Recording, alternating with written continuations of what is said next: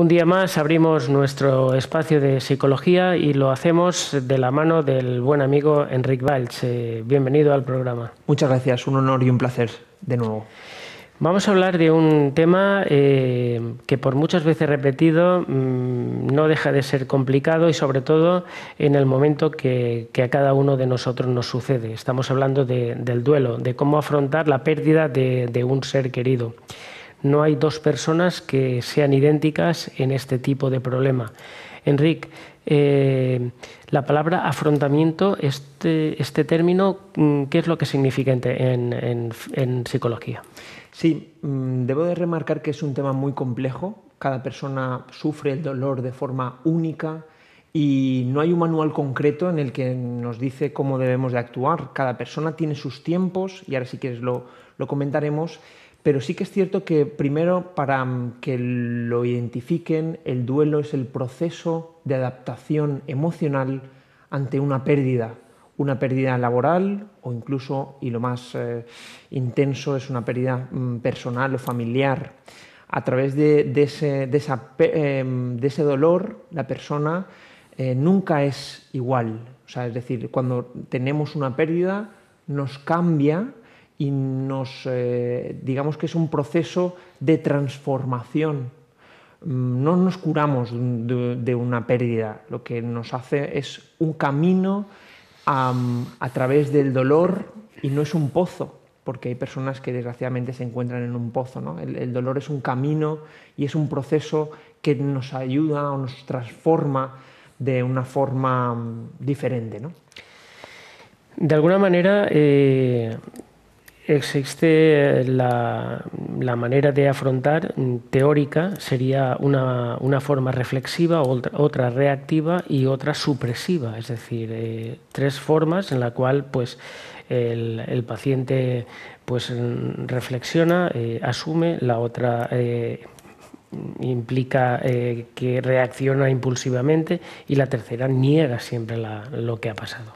Sí, nos encontramos que ante una situación de dolor hay personas que actúan de una forma inhibida, es decir, no expresan nada, o hay otras personas que de una forma reactiva, como muy bien comentas, en la que todo expresan, incluso aparece un concepto de autorreproche. La persona está constantemente culpabilizándose por qué esa persona, por qué no yo, en qué momento, ¿no? Toda esa culpabilidad entra dentro del proceso. La psicóloga norteamericana Ross indica que el proceso de duelo está formado por 5 etapas. La primera es la negación, la segunda es el enfado, la tercera es digamos, la aceptación o incluso la negociación, la cuarta es, digamos, la relacionada con la depresión y la tristeza, y la quinta es la última, que es la aceptación final. Cada persona es un mundo, cada persona es ya te digo, es una situación, y hay gente que pasa por alguna de estas fases, hay gente que no pasa, pero digamos que este es un poco el proceso de transformación que comentábamos y no hay que evitarlo. Hay muchas familias que me preguntan, Enric, ¿cómo podemos decirle esto? ¿O es mejor no ocultárselo? No, es que hay que hablarlo, porque ese proceso, si no se afronta, entonces nos encontramos con un proceso que se llama duelo patológico. Para que lo sepan nuestros espectadores, un duelo normal o natural dura entre 6 meses y 1 año desde esa pérdida. Si va más de 1 año, podemos ya hablar de depresión crónica o duelo patológico. También nos hemos encontrado en consulta personas que desgraciadamente han vivido duelos muy continuados en el tiempo, muy cercanos, y eso genera una imposibilidad de la persona en afrontar eso. En muchas ocasiones nos encontramos personas que, como no saben cómo actuar, lo primero que es normalizar, no te preocupes, es total. No. Hay que evitar ese tipo de frases. Hay que evitar también la vida es así. No. Hay que acompañar. Cuando no sepamos qué decir o qué hacer, simplemente con el acompañamiento. Y también preguntarle a la persona, ¿qué necesitas? ¿Necesitas que estemos aquí? ¿Necesitas tu tiempo, tu espacio? Hay también personas que niegan esa pérdida en un momento determinado y a los 6 meses dicen, falleció mi abuelo. Entonces cada persona tiene su proceso y su periodo de transformación, insisto. Evidentemente, una de las cuestiones que muchas veces vemos y que son difíciles de entender, no es lo mismo que fallezca un padre, una madre, un abuelo, que fallezca un hijo. El nivel de sufrimiento puede ser relativamente exponencial al infinito. Sí, porque ahí lo podemos relacionar con la naturalidad, ¿no? Cuando desgraciadamente el ciclo final de vida en el que un padre o una madre fallece, digamos que uno interpreta que es precisamente está en ese proceso de vida, ¿no? Cuando es algo de un hijo o una hija es antinatural y por tanto ese sufrimiento aumenta mucho más. Por eso digo que cuando se realiza el proceso de duelo es una transformación, insisto. La persona, digamos que ya no está de forma externa, pero pasa a una transformación de forma interna, convive con nosotros. Una manera también de elaborar ese duelo es a través del rememorar de forma histórica el proceso en el que hemos vivido.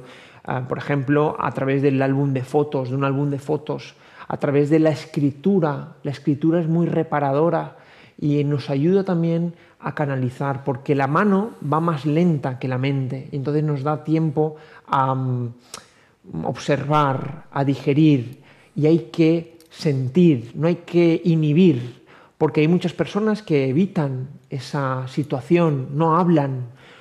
De hecho, hay un proceso que siempre se dice para esa transformación, es las primeras veces, las primeras navidades, los primeros cumpleaños, las primeras fechas señaladas. Hay que afrontarlo con una forma, siempre y cuando conectemos y recordemos, incluso verbalicemos en familia, hablemos, porque en muchas ocasiones se evita, ¿no? Esto es lo que vulgarmente le llamáis el síndrome de la silla vacía.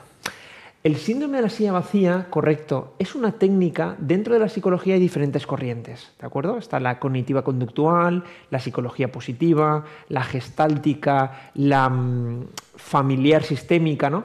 Y dentro de la gestáltica, que es un tipo de corrientes, se utiliza la técnica de la silla vacía, en el que una persona, para cerrar una etapa, un duelo, precisamente un duelo cronificado, o algo, también puede ser una situación laboral, una situación de pareja, se colocan 2 sillas y entonces la persona responde o incluso interactúa con esa situación que le genera sufrimiento.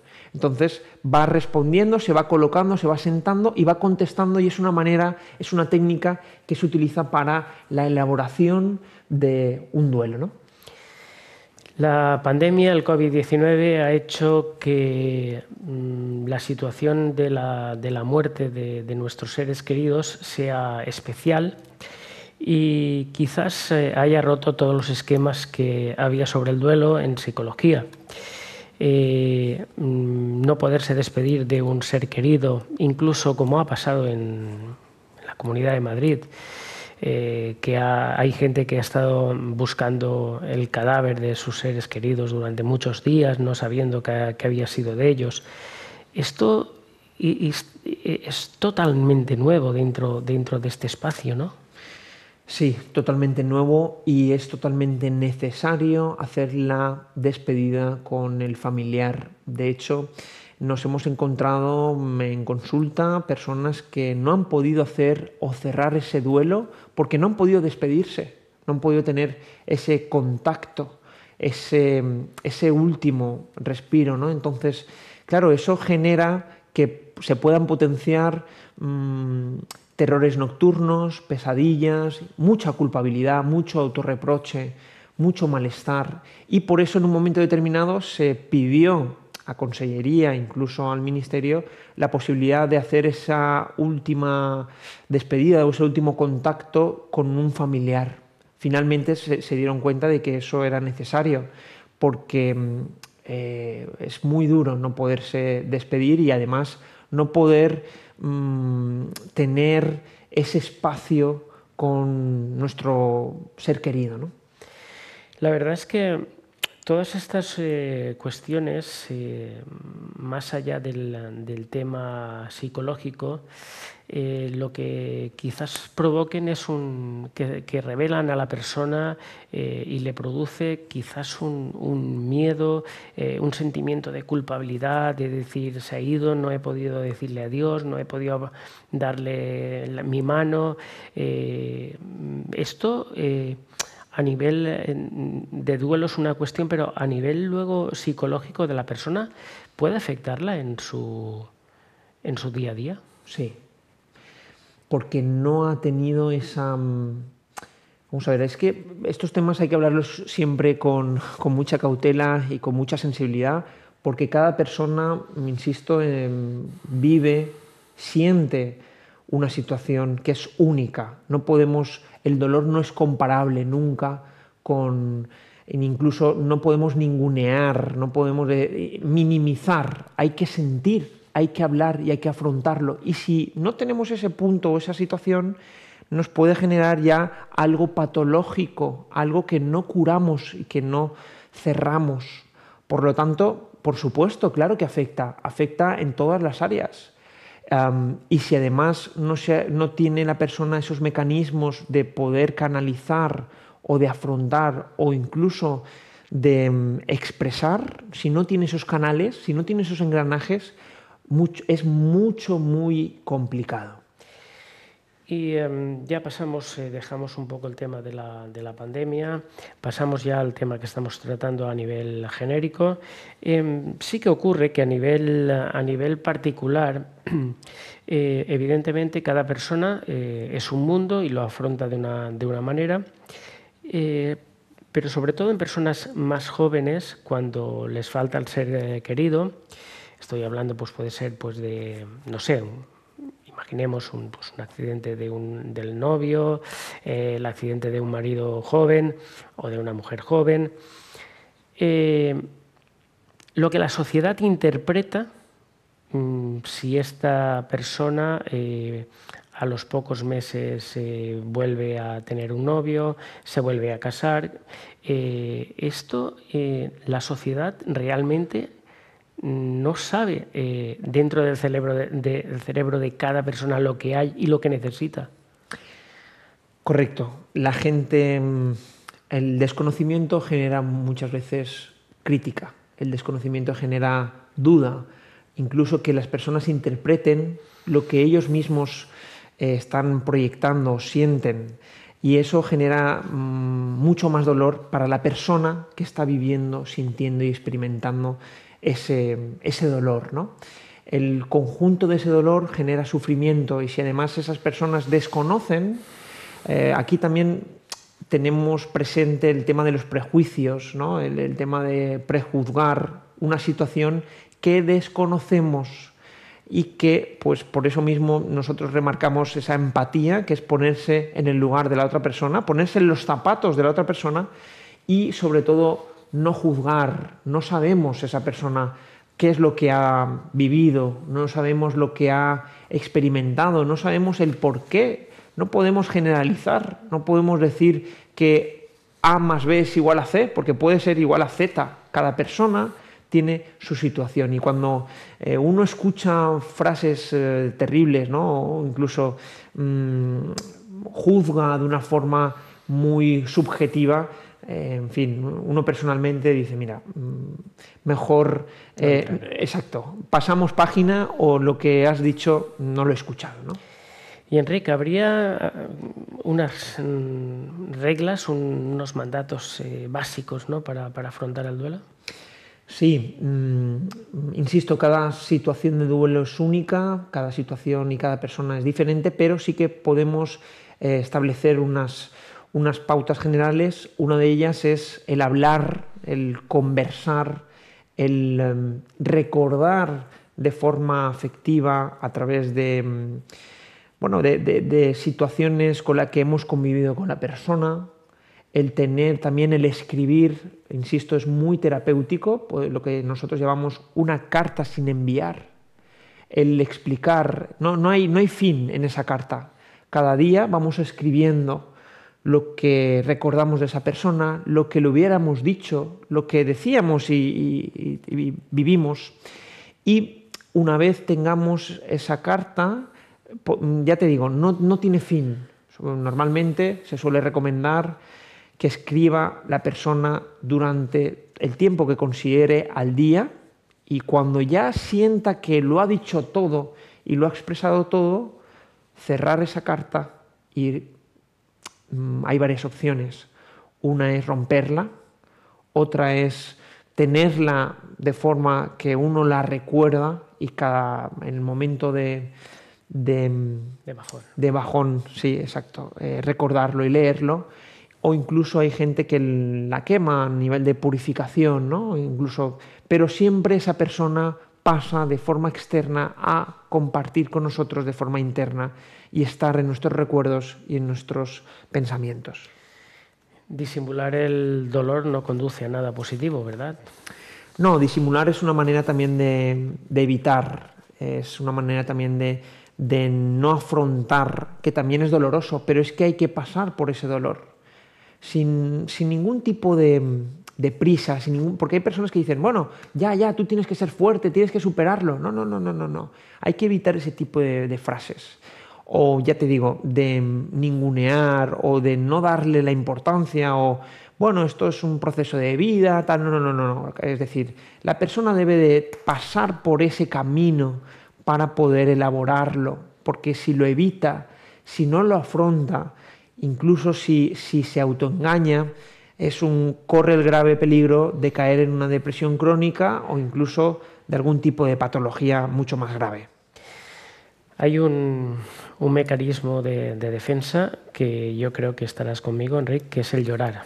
El llorar creo que es positivo en estas situaciones y no tiene por qué tener ningún síntoma de vergüenza ni ninguna cuestión de este tipo. El llorar es expresar, el llorar es sentir. Hay que pasar por esa situación si nos nace. Tampoco hay que obligarse a que debo de llorar porque si no estoy elaborando bien el duelo. No. Uno debe de hacer todo aquello que le nazca. Si le apetece estar solo, si le apetece no compartir ese dolor con nadie más, que lo pase. Si le apetece compartirlo, sentir el apoyo y el calor, que lo pase, que lo sienta, pero que pase ese camino, que no se permita la evitación o no negarlo, ¿no? Y hay una cuestión que las personas, muchas de ellas, hacen, y es en revivir constantemente la experiencia de la muerte. ¿Esto es positivo o es negativo? Es muy buena pregunta. Mira, hace un par de semanas una persona que está pasando por un proceso de duelo me decía, Enrique, veo y siento a esta persona. La veo, incluso la escucho, me habla. Esa sintomatología o esas sensaciones son, dentro del proceso de 6 meses, 1 año, insisto, son normales, son naturales. Entra dentro del proceso de elaboración. Cuando la persona está escuchando, sintiendo, viviendo o recordando esa imagen o que ve la imagen de forma constante, hay que pedir ayuda porque algo no funciona. Sí que es cierto que el recordar o el rememorar es también sano, es saludable. Cuando algo se convierte en patológico es cuando constantemente está recordando y no hay más que eso. Entonces eso es señal de que algo no funciona bien, de que hay que pedir ayuda. Este paso sería quizás el dejar de rememorar para volver a la vida cotidiana, a los quehaceres, a nuestro tema laboral, a nuestro tema de los amigos, la familia, ¿no? Siempre y cuando la persona sienta que deba de vivir y de sentir eso, bienvenido sea. Insisto, no hay que forzarse a. Una de lo que, vamos a ver, no hay que maquillar, no hay que evitar, no hay que forzarse a sentir o dejar de hacer. Es decir, al final debemos de escuchar a nuestro propio cuerpo, de escuchar nuestra propia mente y de escuchar lo que necesitamos en ese momento. Hay que permitir canalizar, hay que permitir realizar todo aquello que nos nazca, porque cada dolor nos conlleva a esa transformación, ¿no? Cada religión tiene un dogma de fe diferente y afronta la pérdida, la muerte, de una forma diferente. Pero es posible que muchas veces ante esa pérdida se derrumbe toda la religión. Mira, la espiritualidad es una herramienta para afrontar el dolor. La fe es también un mecanismo reparador. En muchas ocasiones, pero quien dice fe puede ser a la religión, fe, por ejemplo, a la vida, a la naturaleza. Cada persona tiene su propia creencia, ¿no? Sí que es cierto que en un momento de shock, porque claro, depende mucho de ese duelo, depende si ha sido un fallecimiento repentino, si ha sido a través de un accidente, que eso es algo más traumático, eso es mucho más traumático, si ha sido por un proceso de enfermedad, depende mucho de esa situación, por eso insisto tanto en que no podemos generalizar.